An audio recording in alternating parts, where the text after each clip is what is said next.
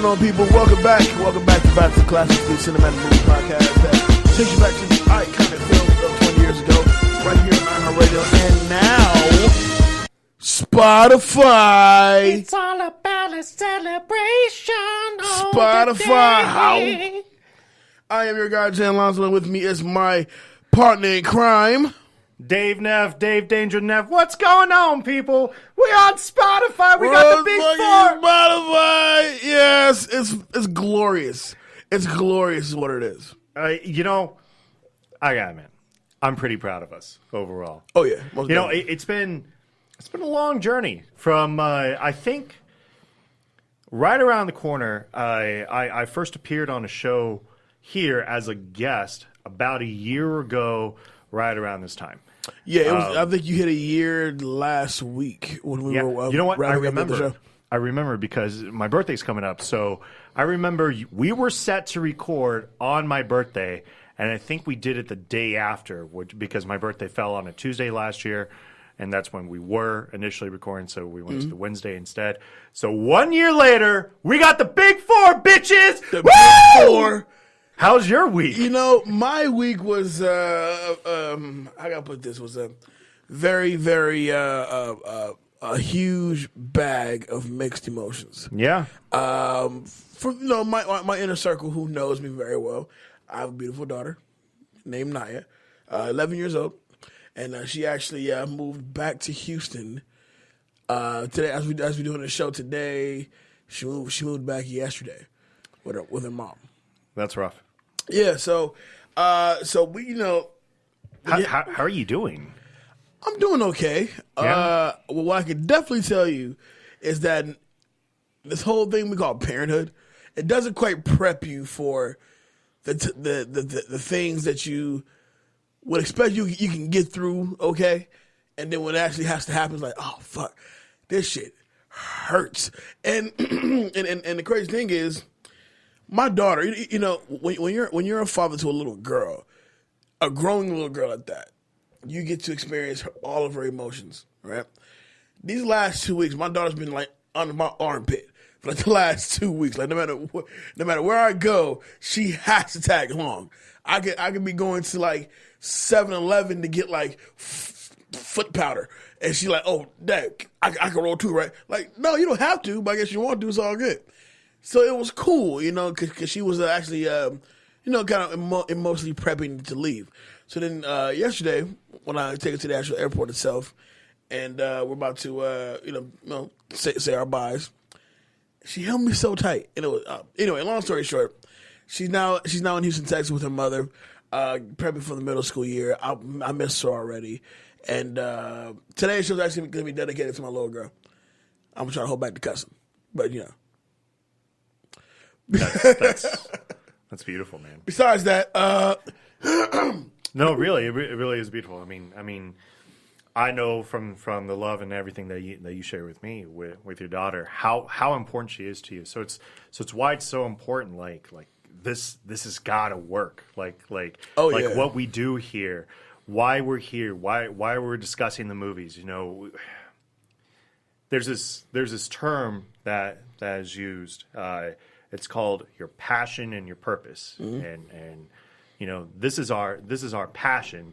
We love doing this. We love sharing our personal stories. We love sharing our lives. We love opening up to you guys and hearing all your thoughts and whatnot. And Jay here, my co-host, he is a phenomenal person, and I could say that on a first-hand experience. I've known him since. Well, thank you, my guy. Oh, I'm serious. Since we were teenagers. I'm serious. Yeah, I've known you since we were teenagers. So I know how important this is for you. So your passions, what you love, what you do, and your purpose is knowing why you do what you do. Right. And yeah, this is our purpose. Our purpose is for the personal things that we have at home. For you to be able to see your daughter more often, and for you to be able to give her the life that you want for her, and to see where it's at. So yeah, man, that's it's amazing, absolutely amazing. And really for me, I'm proud of you. I really am proud of you, because I know this is a difficult show for you, but yeah, man. I mean, I mean, really, above all, I am most appreciative to the fact that I was able to build that bond, that relationship with my daughter, and so now that she's there and I'm here, it's a thing to where like she knows she has her relationship with her brother, sister, and her mother and her stepfather, but she has her pops, and for me, I feel accomplished as a dad to even make that happen. So absolutely, so for me, it is a difficult thing to get through, but at the same time, she does build me up in spirit, and we got great people around us to keep my head up. Of course. So what you did essentially, and this is just my final thought on it.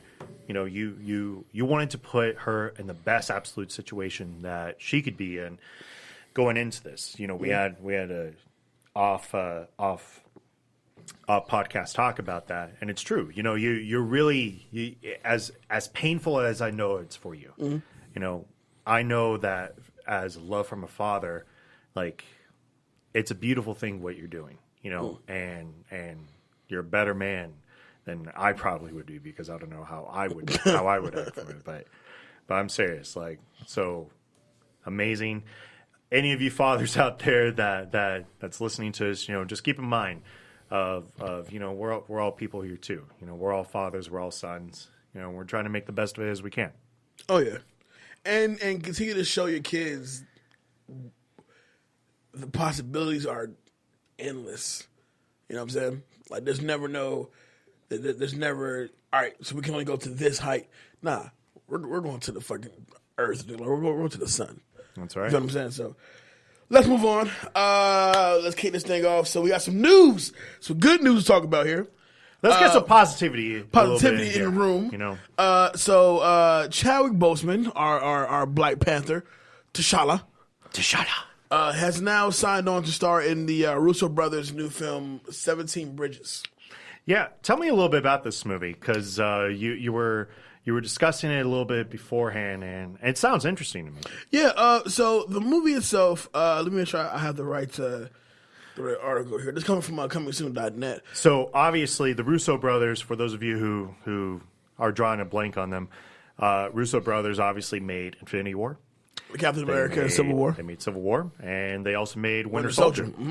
So generally considered probably the three best Marvel movies that ever came out. Absolutely. For sure, all three of those are in the top 5 for sure.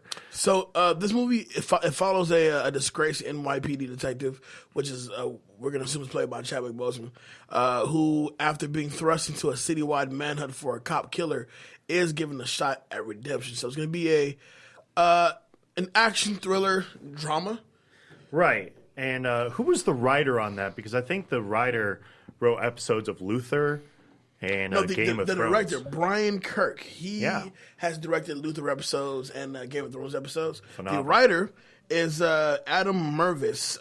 He did a project called The Philly Kid. Never heard of it? Never heard of it. Can't say I heard of it. But above all else, though, Chadwick Boseman is on fucking fire right now. Yes. He is in such high demand since Black Panther, even before Black Panther. But now he's really, guns blazing. He's going. Didn't he play Jackie Robinson in 42? Jackie Robinson? Yeah. Did he play? He did The Express. Yes, you're right. Yeah. That's a phenomenal movie. James Brown? Yes. He played Thurgood Marshall. I'm curious what other prominent black members that he can play. Which is funny because give me Obama. He's the go-to guy for black biopics. He looks nothing like who he's playing, but he's the guy you want to play. Who cares? It's Chadwick. You know what you're getting with him. But the fact that he plays Jackie Robinson, James Brown, Thurgood Marshall. And I'm not going to remember the kid from Cleveland. His story was so tragic. You know about that the Express? You know that story? I'm vaguely that was the Dennis Quaid and Rob Brown, right? Yeah. So basically, this kid who went to an all black. Not all black. He played for Syracuse, and that was a big deal back in the day. He goes into the national title game, which is in the heart of Dallas, Texas. Basically gets roughed up down there. Mm-hmm. Still winds up winning the national title. He winds up being the number 1 overall pick to the Cleveland Browns. to help create a tag team duo between him and Jim Brown, but he's diagnosed with non-Hodgkin's lymphoma, and he winds up dying later that year. Cleveland decided to go ahead, and in that process, he actually went and helped out. I think his name is Floyd. I want to say Floyd Little. He was another great Syracuse running back. The name of the player that Chadwick played was he was nicknamed the Express, and it's Ernie Davis. I knew the last name was Davis. I just can't remember. It wound up being that like they retired his number in Cleveland. Never played it down for the Cleveland Browns, right. But he wound up like it's a phenomenal story. He was the first black athlete to win the Heisman. Like it was pretty intense. I didn't rewatch this movie. I remember seeing it. Good one. I remember seeing it one time. I watched it at like Gold's Gym because or EOS Fitness. You know what EOS has the movies that they play. You want to get pumped up? Watch Express. Right. No. So EOS has like this movie theater section. You're over there. You're doing the treadmill. I'm watching this. You know, everybody's doing the treadmill thing. And I'm like, this is a fucking great movie. Like, how did this not get? And I'm burning a lot of calories while watching this. Wow. What the hell? And an hour and a half later, 1,500 calories down. Gotta get that gut down. Feeling good. Mm-hmm. All right, so moving on, we have LeBron. Sorry, L.A. Bron. Which, by the way, to those... I don't know how I feel about that nickname. L.A. Bron? I like L.A. it. Bron. I like it. Ugh. But before I get to the story, to you assholes who feel as if LeBron isn't welcome in the city, you got another thing coming. The fact that a guy put in his time and effort to create that mural of LeBron in L.A. just for you to come and throw white paint on it, shame on you. Fucking shame on you. Why would you even do that? If you don't want to watch the game, don't watch the fucking game. Here. You know? But anyway, moving on. L.A. Bron, LeBron James, is making his stamp in the Hollywood scene very early. He hasn't even bounced the ball at Staples Center yet. He has officially sold a comedy to Paramount Pictures. And apparently a part of the package deal is now talks of himself not only producing the movie, starring in it. What if this winds up being like his Rocky? You know, because this is the same way with Rocky. Like Stallone writes this movie, you know, and he totally has like everything going, and they're like, "Oh no, we don't want you to star in this movie." And he goes and he gets nominated for Best Actor, and then should have won. You know, what if this happens with LeBron? I really do think it's a different type of ball game with LeBron, only because you've seen Trainwreck, right? Yeah, and you seen his cameo. I think he's great in Trainwreck. He's great. I didn't care for the rest of the movie. I thought him and John Cena were great in it. Yeah. I thought Rainn Wilson was okay, and right. I'm not a Schumer fan. Yeah, me neither. But his scenes with Bill Hader. Or that's right. I said Rainn Wilson. It's Bill Hader. Bill Hader. And his scenes with Bill Hader really were entertaining, and he had lines that he delivered that were genuinely funny. Yeah, he has good comedic timing. You can't teach that. You know, so let's say the last good, I won't say the last good, but let's say the last serviceable basketball player turned actor was Shaq. Let me think about that. Yeah, let me think about that. Like, really tough. All right, because are we counting Kyrie? We can count Kyrie, but as far as like in terms of like marketable right now. Oh, well, right now it's a little different. But well, no. I'm sorry. Most marketable, because Shaq at a point was very marketable. Very marketable because he doesn't mean it was good. He literally said in the outtakes of Uncle Drew, he was like, at least this was better than Kazam. He said, I came a long way since Kazam. You are damn right, Shaq. A long way since Kazam. You are damn right, Shaq.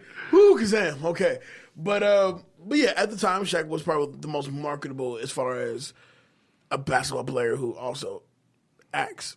Right, yeah, because I don't think Michael did anything else than Space Jam. Nope, I mean, he had that one cameo in He Got Game, but that's pretty much it from Michael. Yeah, that's pretty much it. So, and he starred in that. And then Shaq had Kazam and Steel and Blue Chips, and I'm sure I'm missing a movie or two.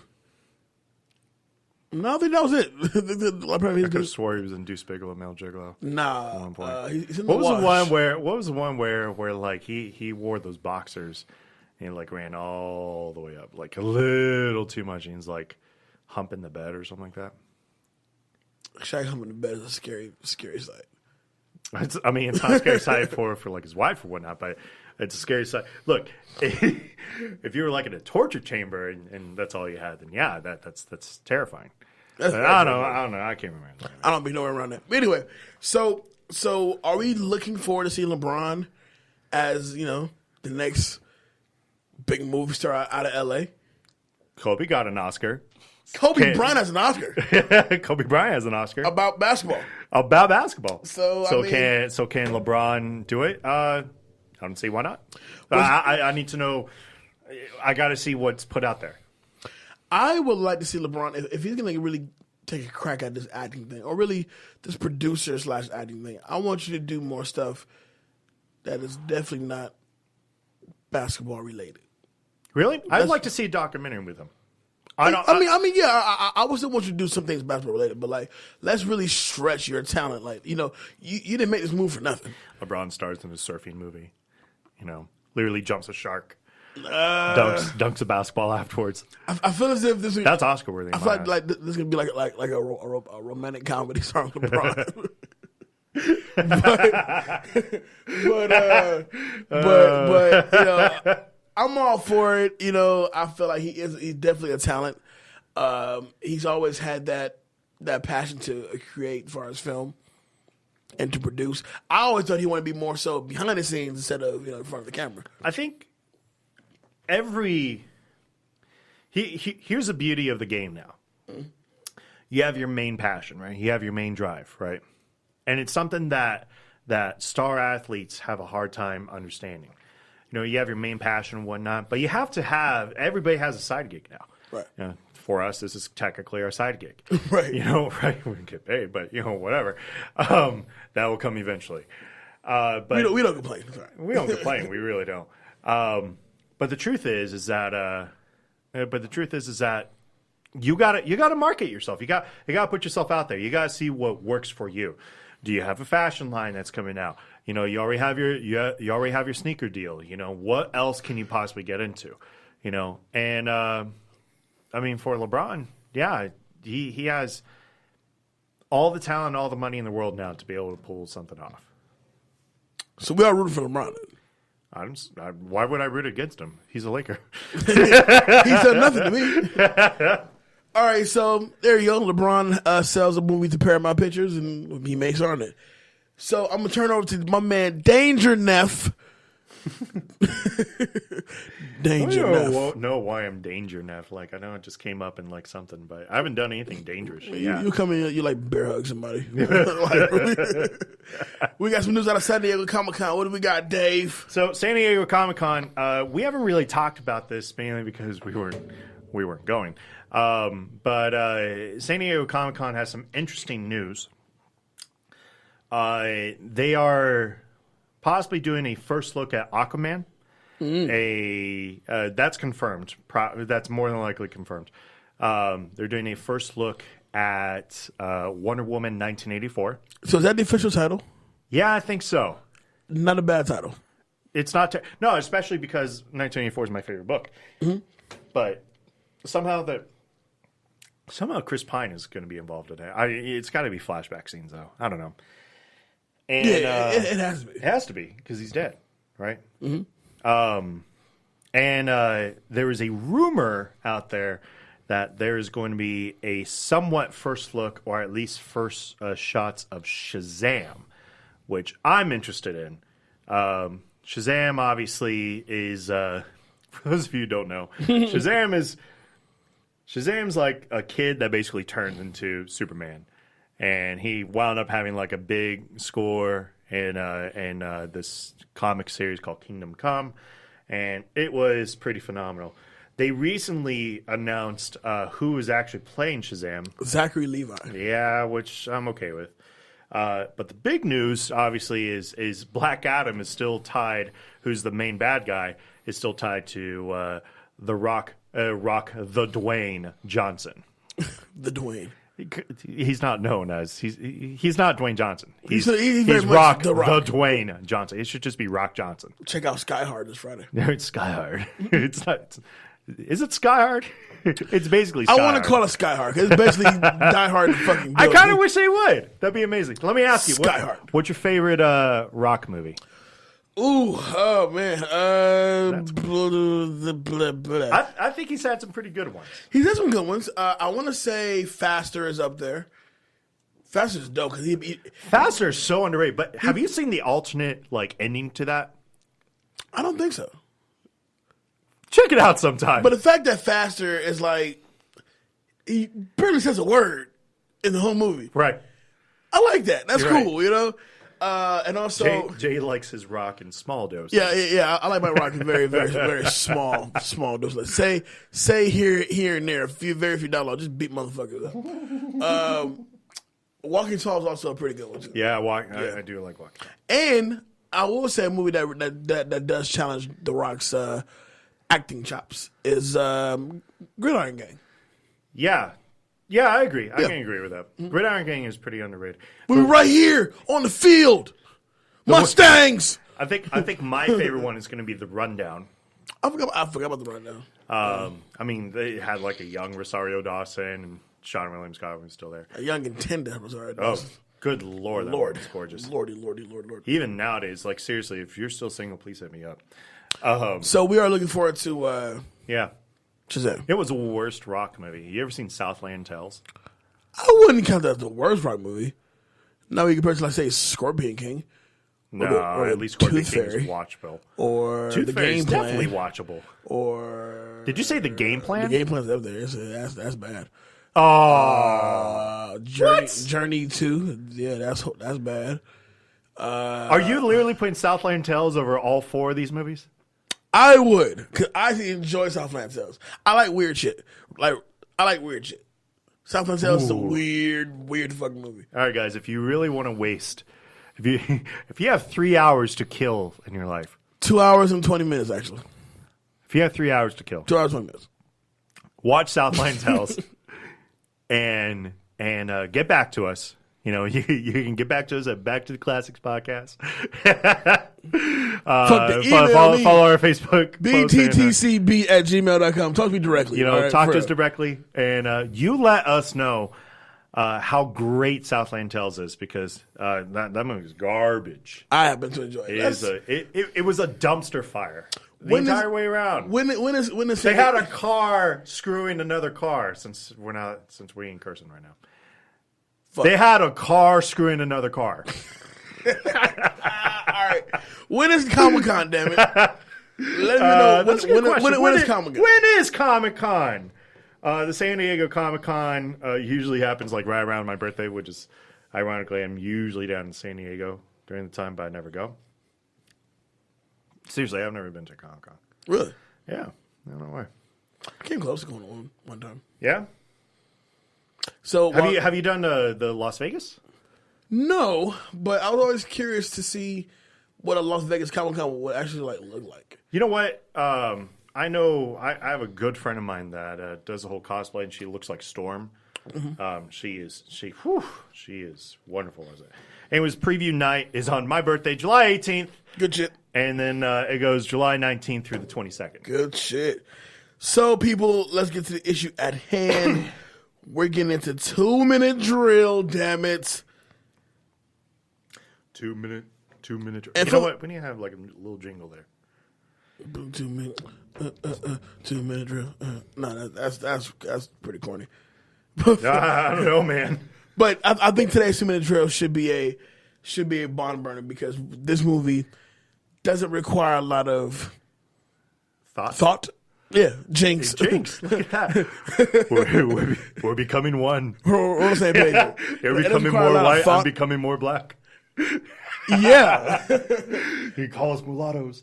All right, so Dave, is the 2-minute drill clock ready? The 2-minute drill clock is ready. All right, let's do it. 3, 2, 1. 2-minute drill starts now. What's the official chip that keeps the toys going? The X10. Wrong. The X100? The X1000. Wrong again. X1000. That was too earnest. By what name does Archer first address Alan? Alan, now shut up. Yes. Who voices Butch Meathook? The black one? That's Jim Brown. Yeah, you got Okay. You can't name him. Yeah, the black one. The black one.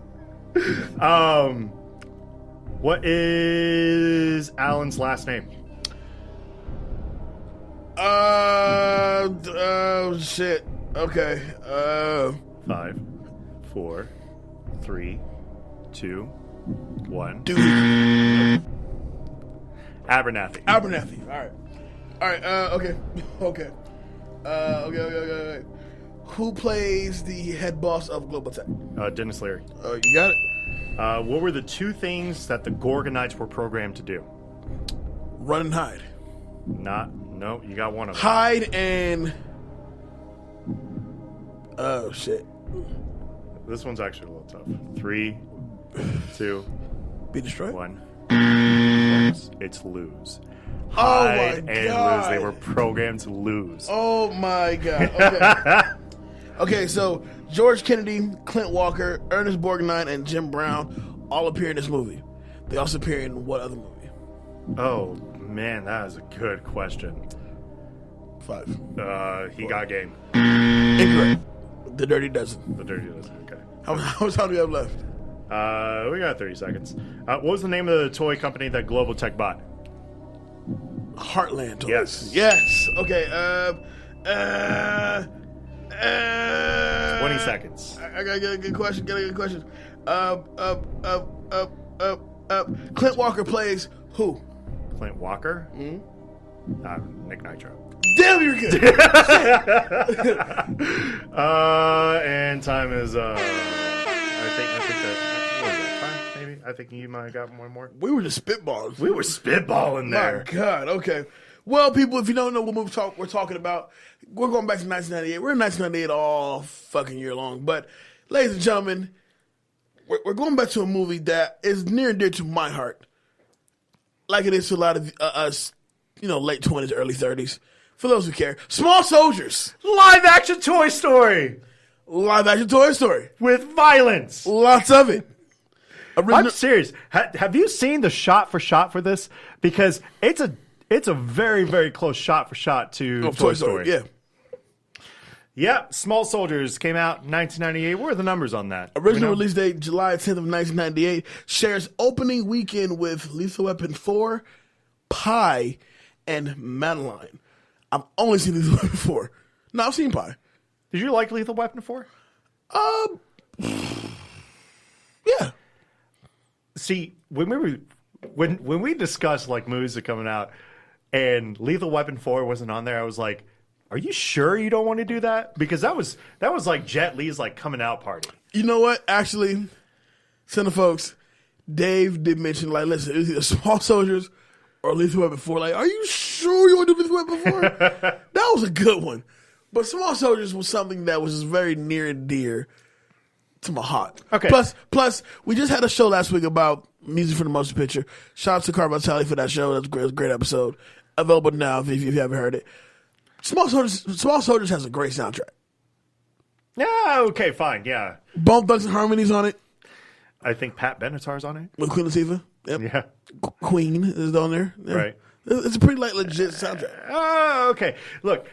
You want to know when you said Small Soldiers, and I was a little confused here because I watched Small Soldiers, and I remember the Burger King commercial of Small Soldiers better than the actual movie because a Burger King commercial had Tommy Lee Jones voicing Chip Hazard, right?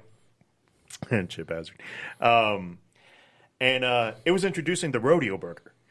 Very true. And I love the rodeo burger at Burger King. And he took it away, and now it's back. But I remember that better than he's all like that burger's too broiled for you. I remember that better than I remember Small Soldiers. Is that a good thing or a bad thing? The commercial better than the movie? That's bad. Yeah, that's pretty bad. Yeah. Well, the production budget was $40 million. Box office total was $71.1 million. Currently holds at 48% on Rotten Tomatoes. That's about fair. Pretty fair. Yeah, the writing is pretty sketchy. This movie doesn't know what it wants to be. I'm serious. This movie had an identity issue about halfway through.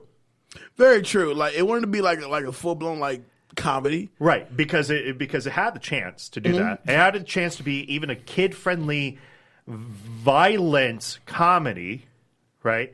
But then it wanted to turn itself to like the adults and like get all fetishy at one point. Holy, with the dolls. We are going to talk about that with scene the dolls because there's some oppression. There's sexual oppression in that scene. I was like, wait a minute, is this innuendo in the kids movie? This is horrible. This is horrible. But the movie does kick off Global Tech Industries, ran by Dennis Leary, and his iconic asshole of ways. There's not a single movie out where Leary doesn't play a dick. All right. Before we get into that, let's talk about what Global Tech is involved in. You go ahead. They're involved in like military technology, satellites, and for some odd reason, toys. Now toys. Yeah. Now toys. This is like Donald Trump buying Mattel. You know, just like he wanted to take it over. He was like, these dolls, they have to be like so great and so like wonderful, and we need to make sure that they know how to build walls. Everything along those lines. You get the idea. So it's basically Donald Trump. Why are you buying fucking Mattel? Right, exactly. You have nothing better to do. So can I ask this also? And you're absolutely right. Dennis Leary does play a dick in a lot of movies, and it's probably because of his stand-up comedy. In his stand-up comedy, he plays a lot of dicks. Okay, why? Very dickish. Why is it that when we get the Dennis Leary monologue, it's a rant? It's a high energy, super fast. I want to run through the streets of New York with green jello covered all over my naked body. That is a line in a movie. Demolition Man. Yes, that is a line in a movie. Demolition Man. And Dennis Leary always gives you that monologue where he's just super upset, and it's like it's a high energy rant. And I'm just like, dude, you're buying toys. Right. You're buying toys. Why is a Dennis Leary rant in this movie, Jay? I couldn't tell you, but I can tell you one thing, though. Like Dennis Leary, who always has this rant, and he's very dickish, Jay Moore. At one point, I was not a Jay Moore fan. No, and I agree. At one point, seeing his face bothered the shit out of me. He was if you when they're getting their passwords, that suit he's wearing, he has like the yellow shirt with the purple jacket, right? Yeah, he just looks like Spike from Cowboy Bebop.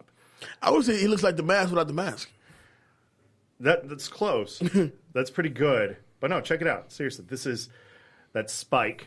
Yellow shirt, red tie, and that same damn thing. Now, Spike is amazing. Jay Moore, you are not.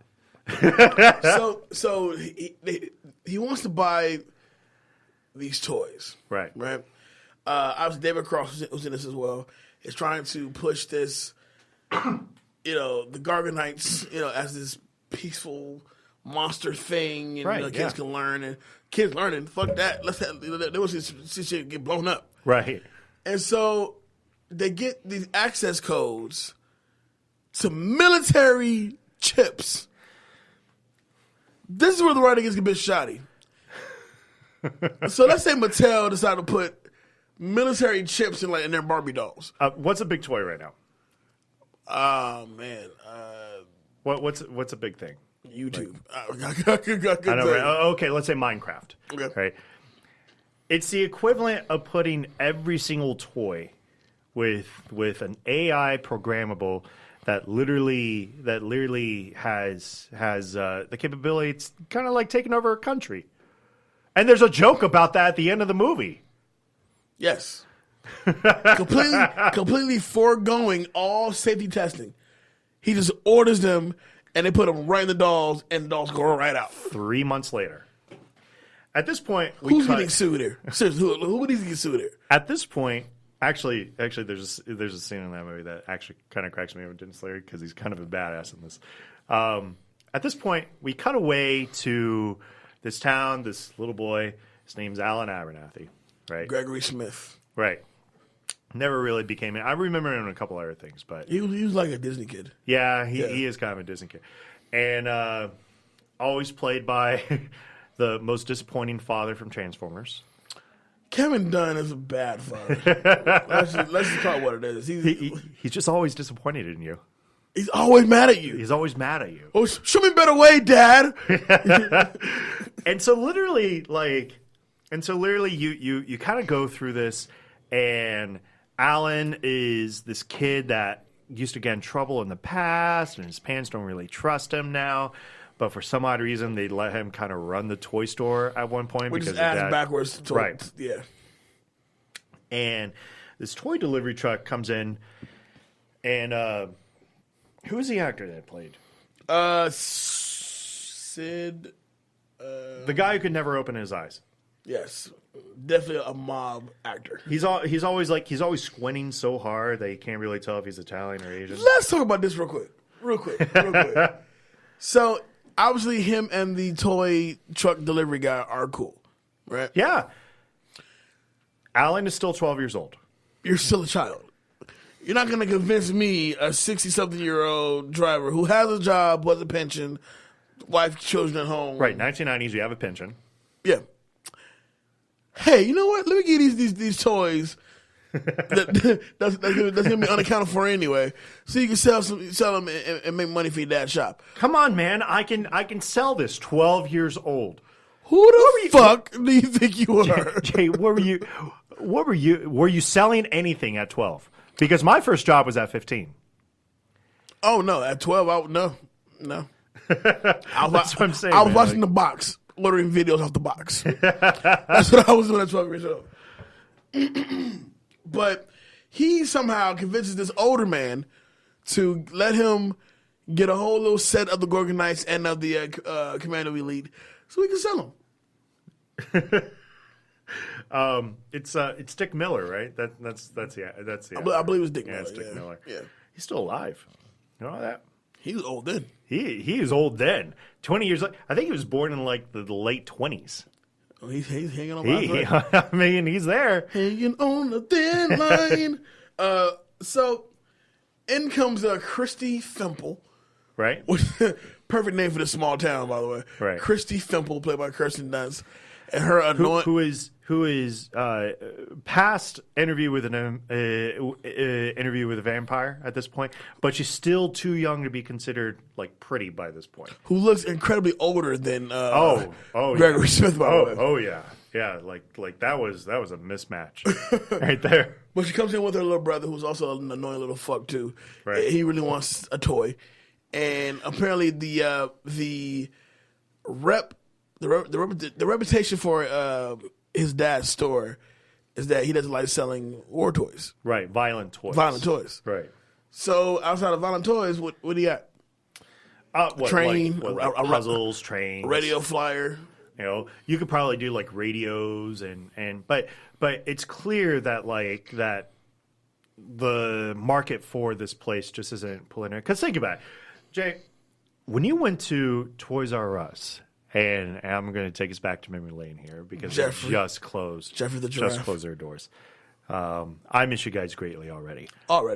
When you went to Toys R Us, what was the toys you went to? Usually my go-to section was going to be the Joes. We'd go to, of course, anything like X-Men or, right. shit that was going to pretty much kill something else. Action figures.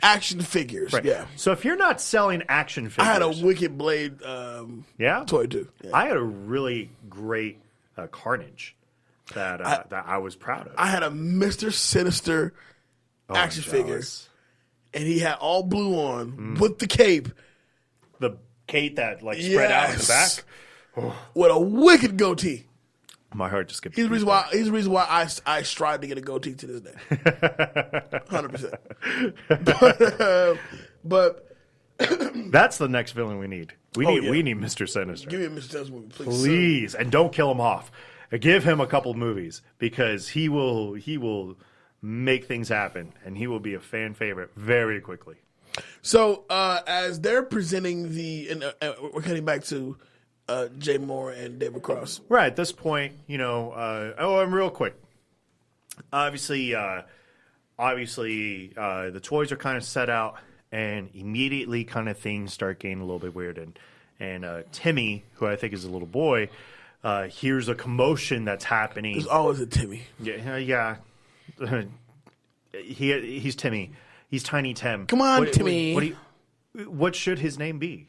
It can't be Little Johnny, because Little Johnny wouldn't be a little shit. Nah, Timmy Timmy is a little shit. Timmy fits. So he kind of sees that the toys aren't really acting like toys. They're repeating lines back, but they're also learning a little bit more as well.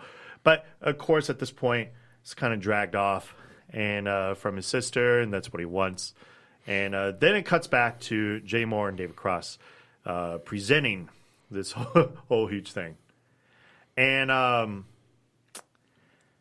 you can already tell something is wrong because it's being sold a little too hard. And David Cross kind of makes it very, very clear.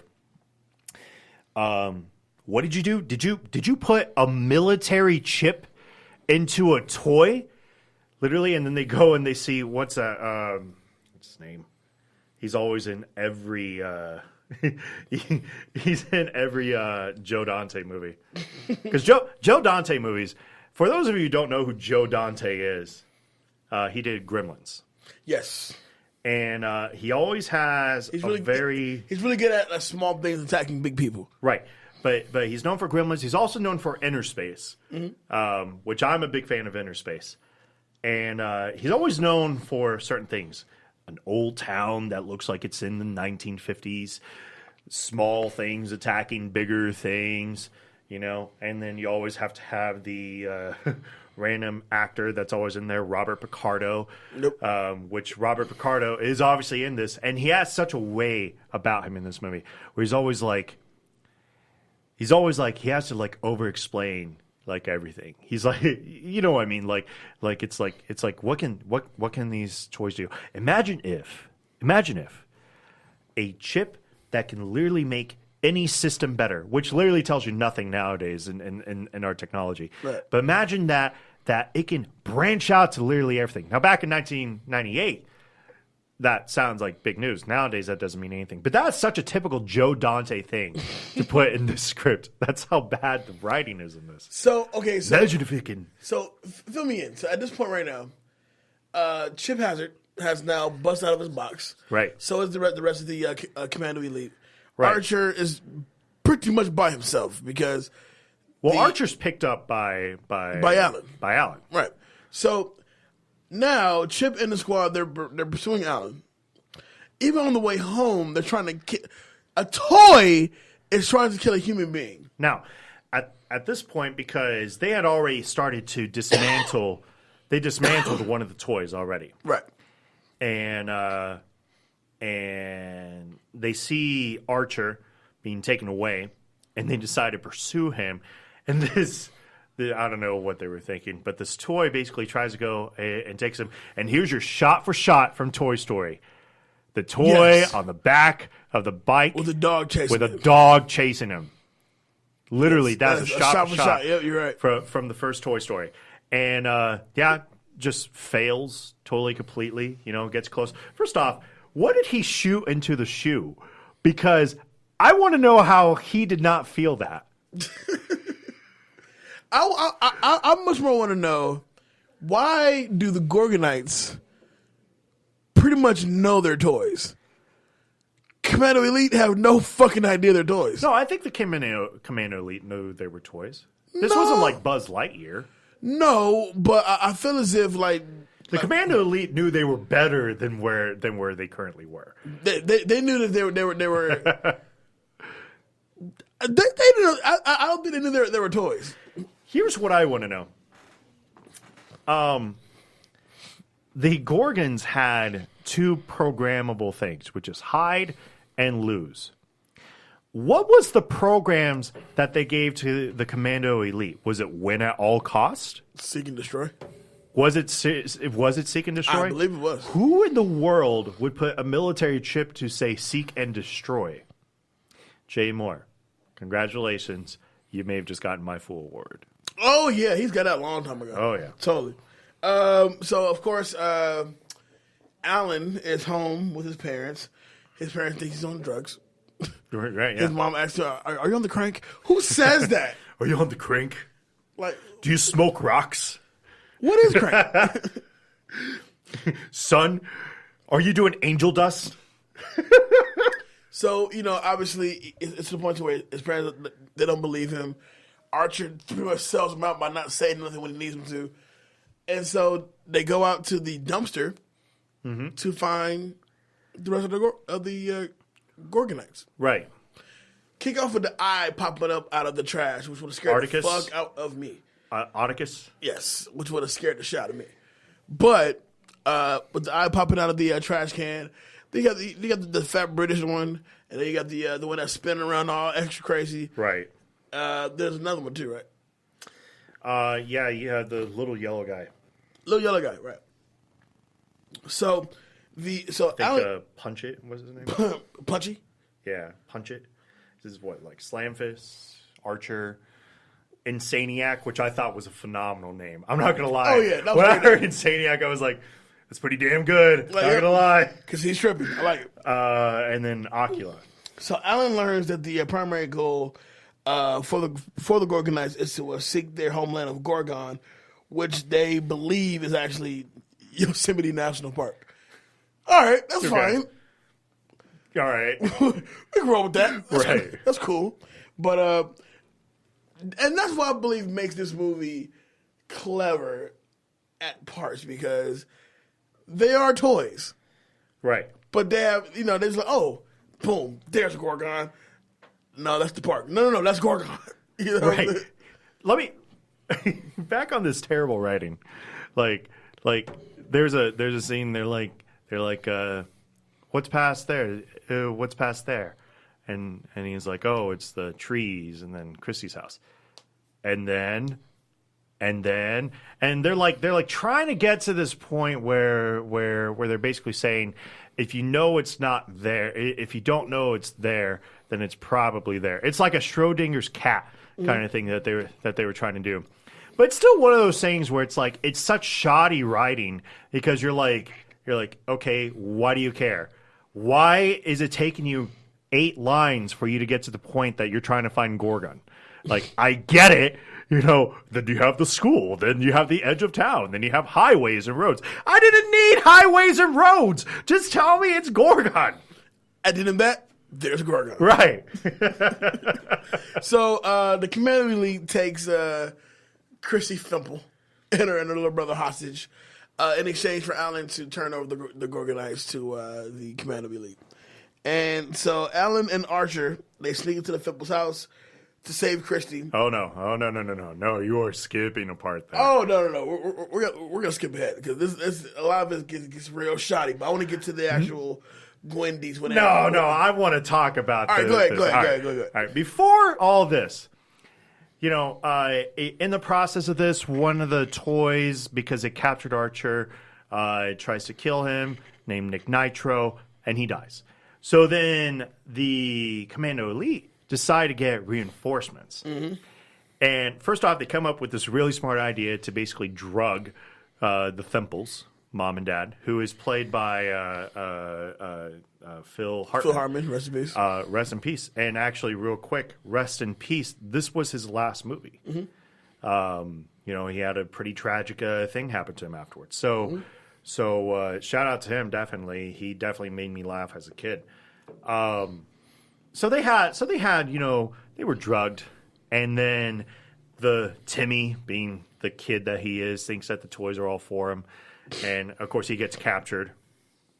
And then they get to this really, really, really weird scene, and it is super weird. They basically go, and because they're soldiers go on leave, and they have all these Barbies that are just kind of hanging around there. Now, I don't know if you caught this, But there were some pretty interesting looking Barbies there because they had like British schoolgirl Barbie. Mm-hmm. I think German dressed Barbie. Mm-hmm. But then there was a Barbie that looked really like a BDSM Barbie. Yeah, she wore like black. She had the black mask. Like she looked like Halle Berry in Catwoman. It was a little weird. And I was like, by the way, this is a child's movie, by the way. Right, this is a kid's movie. And I'm sitting there and I'm like, okay, where are they going with this? And so you're immediately thinking, because what Disney always does this, right? Disney always does in those early kids movies, the little innuendos that they always do. Lion King had the pollen. The great Mouse Detectives Rescuers, Mouse Detectives had the actual porn, the one-shot porn scene that they actually included into that. Oh, you don't know about this? No. I gotta rewatch that. There is a scene in, I think it's the first one, where basically as they're sliding down something, you can literally pause it and there's an actual porn scene, like a naked woman is like posted in there.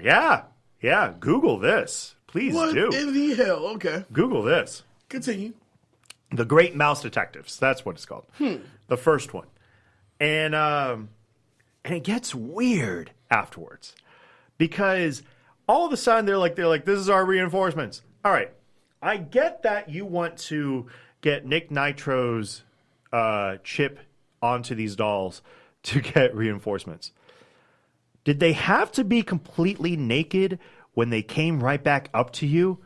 Because that's weird. That's really weird. Like, Joe Dante, what were you thinking? Where was your mind at this point? Because you really think that a little kid's not going to go, why are they naked right now? Like, why are they naked right now? Why are they naked right now? So this really seemed like a really, really fetish scene to well, and to really capitalize on that, going to the scene I was going to go into. Yes, please. Now with the they're called the Gwendies. Yes, the Gwendies. The Gwendies. So when they appear to help out the Commando Elite, they're still naked. They're still naked, but they look so crazy and deranged now. Right. But then, did you listen to some of the things they were saying? First, they attack Kristen Dunst's boyfriend, who has like 3 lines in the movie, but we have to assume that he's kind of a dick anyway. I don't know why. Because he's older, I guess. And they're like, what's your sign?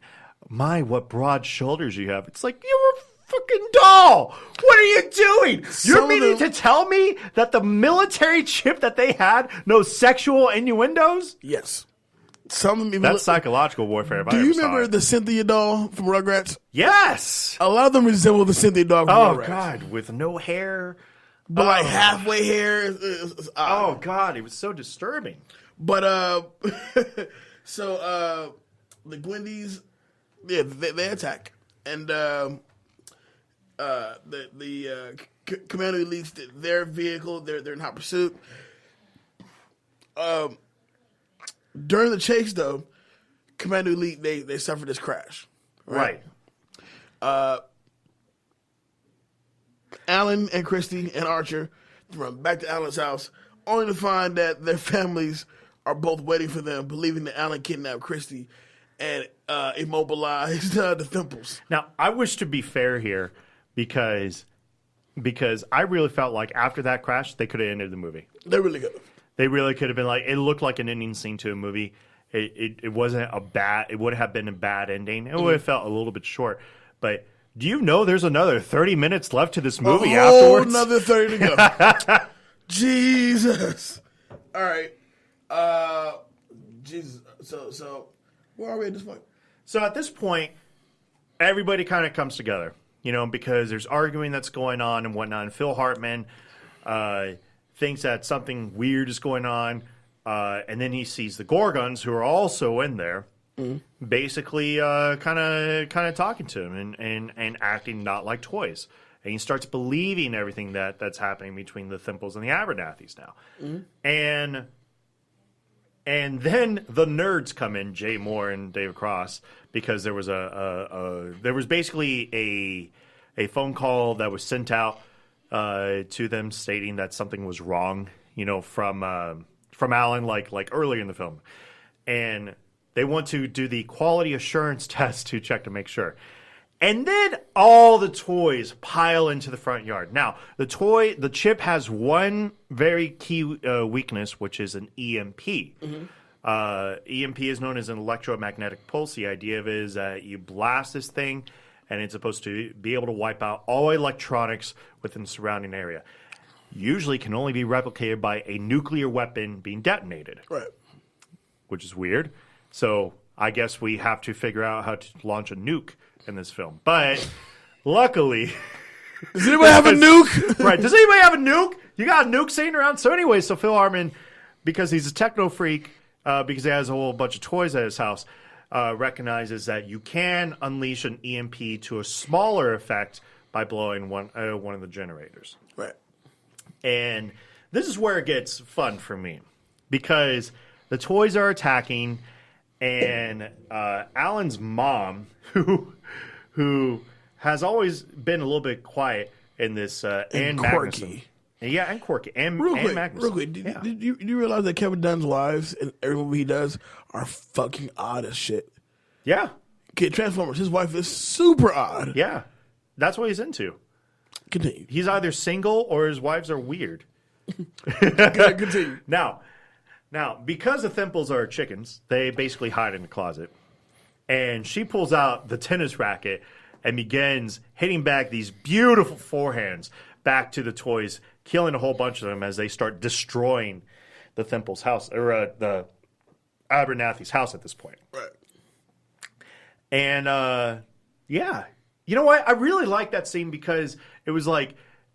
I felt like this was going to be pretty typical where the girls didn't really do anything, and it was the guys who saved the day. But no, mom steps in.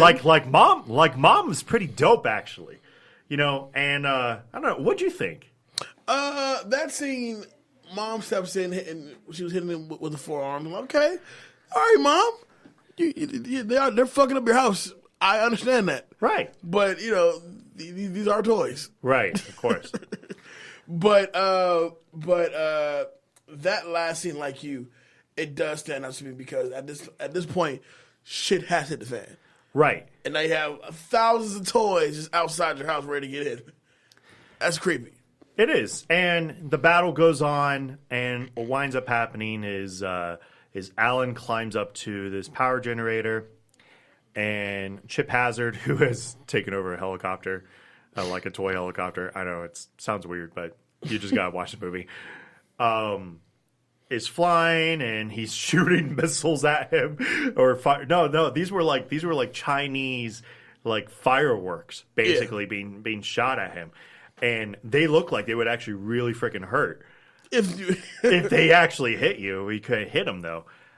Winds up Archer kind of shows up. After it looks like Chip Hazard's going to knock Alan off, kind of fights him to a stalemate before Alan gains the upper hand. Recognizing that he's a toy, grabs him by the legs and shoves him into the power line, the power pole, right? And starts exploding everywhere. Now, real quick, he gets blasted off of there, right? He gets blasted off of there, off the power line, and suffers no major injuries. And he's up there. He's a good 25 feet up in the air. Falls straight on his back. He basically Timmied from Jurassic Park. And that kid almost went into a coma and died. No major injuries. Nothing. Okay. Not small soldiers. Nah. Okay, that's fine. You know what, We'll Dave? accept Could this make for a 2.5 hour movie? We ain't got that kind of time. Moves long. So. Then yeah, and then afterwards, everything explodes, and the movie just starts kind of wrapping up itself. At the end of it, Dennis Leary flies in via helicopter, and people immediately kind of start screwing him out of money. Oh, right. Yeah. And what's hilarious, what's killing me about this is that his assistant has what's basically a ticket writing machine from the police. Writing checks to these people to let them follow his orders, which is just hilarious to me. As for the Gorgons, they're hiding underneath this shot down satellite dish because, again, Phil Hartman was a techno freak and did not get affected by the EMP at this point. Right.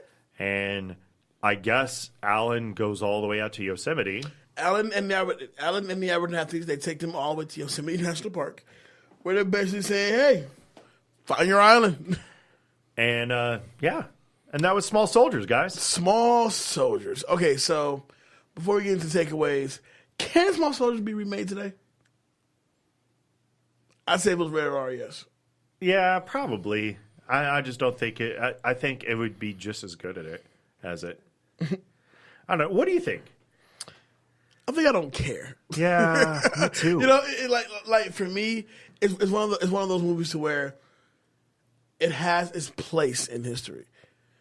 Its place in history is 1998. First of all, who plays with toys anymore? Well, I mean, not in 2018. Well, I mean, little kids do. Yeah, but they're playing with Well, of course, Minecraft, iPads, all that. I get that, but no, I mean, little kids do play with toys. Nah. Not all the time. My niece does. Your niece is a rare form. My daughter. My niece is pretty amazing. Takeaways. Who's gonna get that guy award? That guy award is definitely. It's tough because there's a part of me that really wants to give to Dennis Leary, just for being able to literally put his money where his mouth is. But it's probably going to go to Alan. Like he was overall a good character. You know, I didn't really have the trust, had the best character arc, blah, blah, blah, blah, blah. You get the idea. Gotcha. Who's getting your That Chick award? Yeah, it's going to be his mom. Gotcha. Because it's not that she didn't have a place in the movie, it's that they hadn't found what they wanted to do with her. But you could tell they had a plan for her. And the fact that, all right, let me be fair. Shit's going down. And she's like, I need you guys to cover here and work on the circuit breakers. I need you guys to push this couch. Be careful with it. You two hide in the closet, you know, and then literally takes front and center stage, flips over her own dining room table, and literally just plays tennis. Come on, let's go. Right. She's like, let's go. And badass at it, too. Yeah. This full award. Yeah, it's going to go to Jay Moore. He had the terrible idea of putting these chips in the first place, and I know he was pressured. That's fine. You can say Dennis Leary's fault if you want. But he should have known better. Cut that out. The weird sexual fetish scene? Like all of that. Yeah. All of that. That was a 7-minute scene that literally could have gone away. Like, I didn't need, like he literally could have been, it was so out of place for this movie. It was so awkward, and I hated it. Iconic scene. This is a tough one because it's easy to say there is no iconic scene. But probably the first time that you see the Gorgons and the Small Soldiers literally interact. Right. Like that first scene where it's kind of like, oh, these guys are much more advanced than they were. I mean, literally, Dennis Leary literally says, how much did you guys sell these for?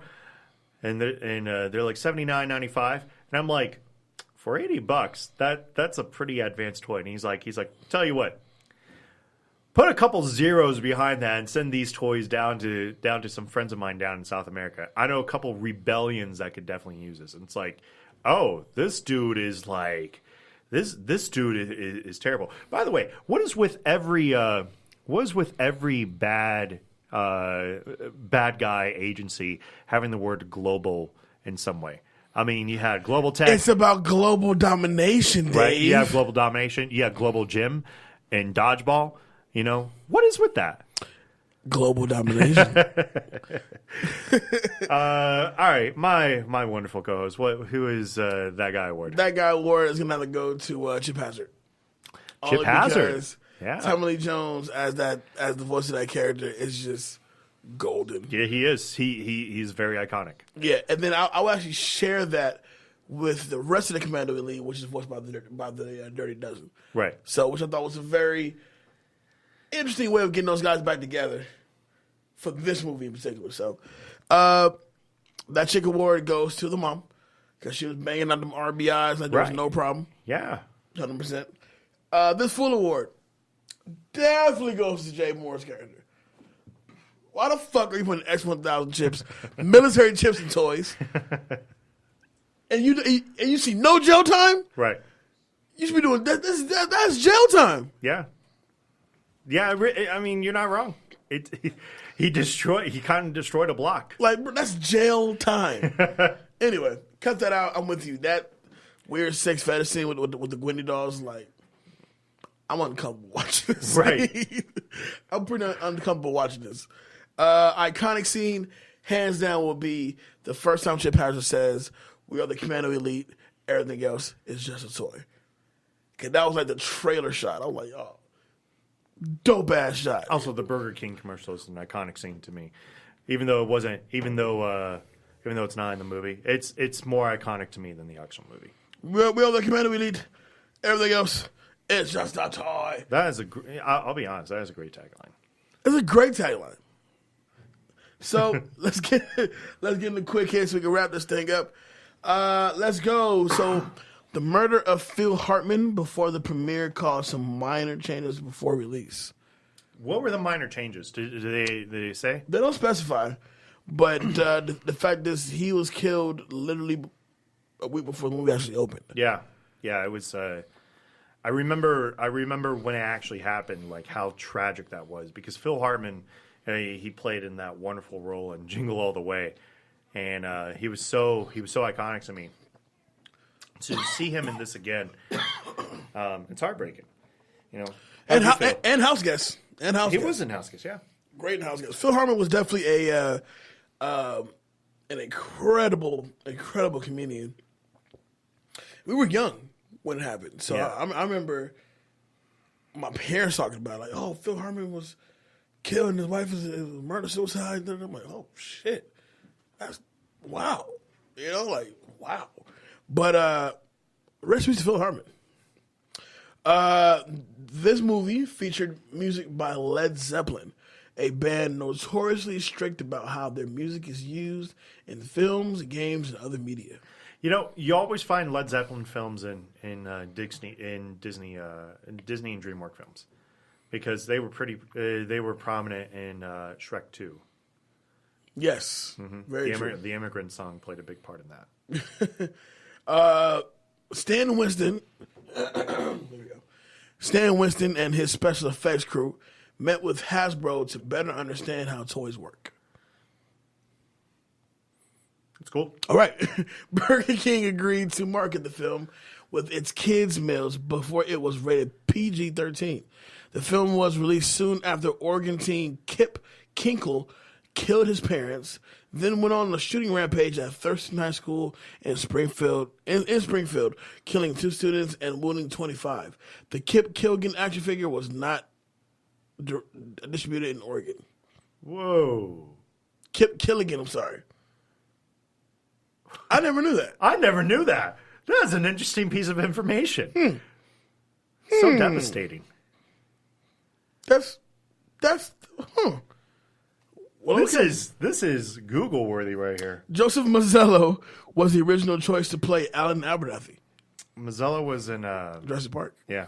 Little Timmy. Little Timmy.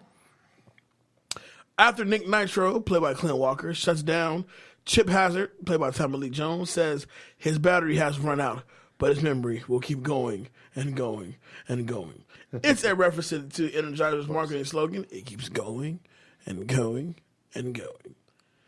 And last but certainly not least, the head of Global Tech is named Gil Mars. Mars was the Roman god of war.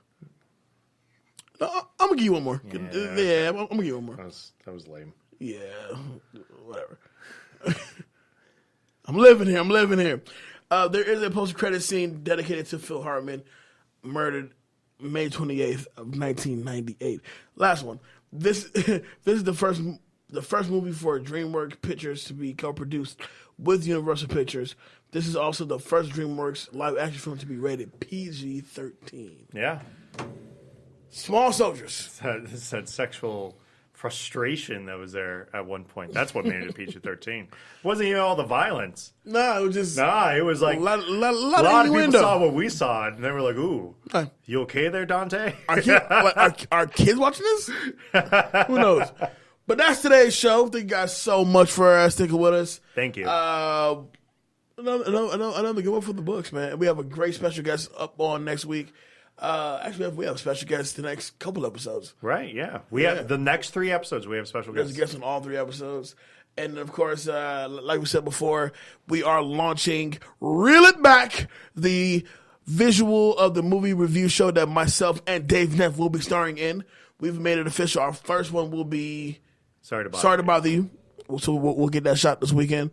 Besides that, thank you guys so much for rocking with us. Thank you guys so much for the well wishes, and of course, we set out to give you guys great flipping content, as always. Yes, Dave Neff, let people know where they can follow you. You can always find me on Instagram, Facebook, Twitter, and Snapchat at David Danger Neff. I'm the co-host here at Back to the Classics, and also the co-host of Reel It Back. Reel It Back. Reel It Back. And it's going to be so nice when we start getting everything in place there. I will not be here next week. Danger Neff won't be here next week, which is sad in itself. You'll be fine. But we'll be all right. Of course. And, of course, I am the co-host here at Back to the Classics, which is huge. We are now on Spotify. Yeah. I'm so proud of us. I really am. I know I said that earlier, but it's a good look. It's such a good look. It's so good. I'm so proud to be part of this network, and it's only going to go up from here, baby. My wonderful, beautiful co-host, Jay Alonzo, where can they find you? You can find me on all the social media simply at I am Jay Alonzo. That's Facebook, Instagram, Snapchat, and Twitter. You talk to me, I'll talk back. Of course, the Back to the Classics Movie Talk page on Facebook is up and popping. Jump in, join the conversation. Follow BTTC on Instagram at BTTC Podcast, as well as Twitter at BTTC Podcast. Is that it? I think you got it. Is that everything? I got it right? Yeah. Well, shit, we out of here. Once again, thank you guys so much for tuning in today. Thank you, guys. Naya, if you listen, baby, Daddy loves you so much. Can't wait for you to come back home, all right? And besides that, get to the movies, people. There's some good stuff out there. There really is. Some really good stuff out there. Ant-Man and the Wasp was wonderful. Damn, there's some good shit out there. It was absolutely wonderful. Man. Anyway, we're out of here, y'all. BTTC, Jay Alonzo, Dave Neff. Peace.